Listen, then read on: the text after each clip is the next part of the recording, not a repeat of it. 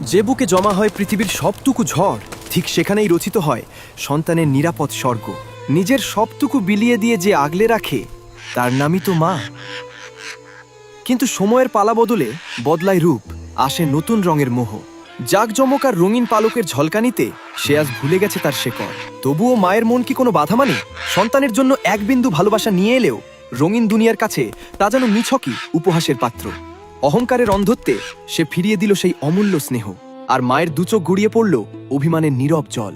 কোনো অভিযোগ নেই, শুধু বুকের ভেতর এক অনন্ত হাহাকার। কিন্তু প্রকৃতির বিচার বড়ই নিপুণ।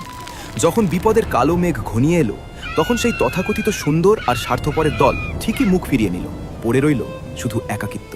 ঠিক তখনই সব ঝড় আর বাধা উপেক্ষা করে ছুটে এলো সেই চিরচেনা মমতা, যার গায়ে নেই কোনো রঙিন পালক, কিন্তু বুকে আছে পাহাড় সরানোর শক্তি। নিজের সর্বোচ্চটুকু দিয়ে সে নিশ্চিত করল সন্তানের মুক্তি।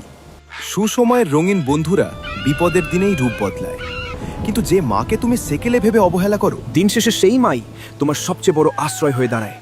তাই বাইরের চাকচিককে ভুলে নিঃস্বার্থ ভালোবাসার এই শ্রেষ্ঠ আশ্রয়কে কখনো দূরে সরিয়ে দিও না। কথাগুলো আপনার বিবেককে নাড়া দিলে একটি লাইক দিয়ে পেজটি ফলো করুন।